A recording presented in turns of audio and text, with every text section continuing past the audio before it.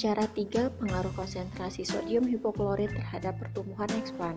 Alat-alat yang kita gunakan pada praktikum ini adalah laminar airflow kabinet, gelas Erlenmeyer, gelas beker, petri dish steril, gagang pisau, mata pisau steril, pinset steril, gelas wadah etanol, hand sprayer, shaker, lampu spiritus, dan alat tulis menulis. Untuk bahan-bahan yang digunakan pada praktikum ini adalah eksplan batang gaharu, lalu ada sodium hipoklorit yang bisa kita dapatkan dari Baiklin, dan ada air steril atau Aquades, lalu ada media MS0, tutup plastik tahan panas, karet gelang, etanol 70% dan 96%, spiritus, dan tisu.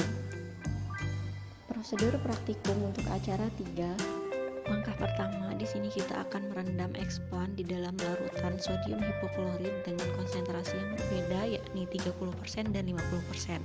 Perendaman ini dilakukan selama 15 menit, lalu setelah itu akan kita bilas dengan air steril sebanyak 3 kali hingga sisa sodium hipokloritnya itu hilang. Sebelum kita melakukan pemotongan eksplan, di sini terlebih dahulu kita sterilkan alat-alat yang kita gunakan seperti skalpel, pinset, dan petri dish dengan cara membakarnya di lampu spiritus atau menyemprotnya dengan etanol. Langkah selanjutnya, di sini kita akan membuang bagian eksplan yang mati terkena Baiklin atau bagian eksplan yang tidak digunakan, karena pada gaharu ini kita menggunakan bagian batangnya sehingga daun-daunnya akan dihilangkan dengan cara memotong dengan pisau dan pinset steril. Jika sudah dibersihkan, di sini kita selanjutnya akan mengambil bagian eksplan yang kita butuhkan. Bagian yang akan kita gunakan pada eksplan gaharu ini adalah bagian batang yang memiliki buku, sehingga bagian-bagian yang tidak dibutuhkan itu akan dibuang atau disisihkan. Langkah berikutnya, bagian eksplan yang sudah kita dapatkan akan langsung kita tanam pada media MS0 yang sudah disiapkan. Satu botol kultur ini akan diisi 2-3 eksplan. Harus diperhatikan di sini setiap pengerjaan itu harus dilakukan di dekat api lampu spiritus untuk meminimalisir terjadinya kontaminan pada eksplan itu sendiri. Untuk langkah selanjutnya, eksplan yang sudah ditanam, di sini kita akan menginkubasikannya di rak kultur selama 1 minggu dengan penyinaran selama 12 jam dan suhu 22 derajat Celcius. Untuk langkah terakhir, eksplan ini akan diamati dan dicatat perubahan-perubahan yang terjadi. Acara 4. Pengaruh media terhadap pertumbuhan eksplan. Alat-alat yang digunakan pada acara ini sama dengan acara 3 sebelumnya, jadi kita skip saja penjelasan alatnya.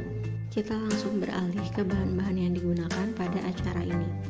Bahan-bahan yang digunakan pada acara ini tidak jauh berbeda dengan acara 3, namun jenis eksplannya berbeda, yakni kita menggunakan biji kacang tanah.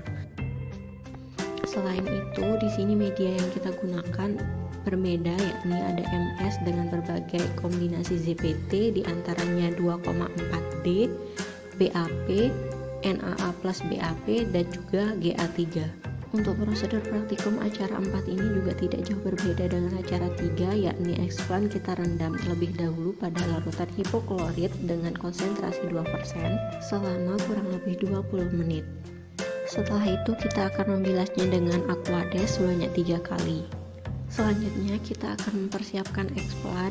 Pada acara ini kita menggunakan 2 jenis eksplan, yakni ada kotiledon dari biji kacang tanah dan juga embrio dari kacang tanah itu sendiri.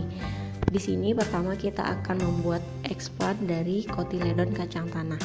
Langkah-langkahnya pertama yaitu kita harus menghilangkan kulit ari dari biji kacang tanah ini. Selanjutnya, setelah kulit ari dari biji kacang tanah ini dibersihkan, kita akan membagi 2 kotiledonnya dengan cara membelah melalui ujung biji kacang tanahnya. Jika eksplan dari kotiledon kacang tanah ini sudah siap, selanjutnya kita akan langsung memasukkan ke media MS yang sudah disiapkan dengan berbagai formulasi ZPT tadi. 1 botol kultur ini akan diisi dengan 2 eksplan kotiledon. Setelah itu kita akan tutup kembali dan eratkan dengan karet gelang.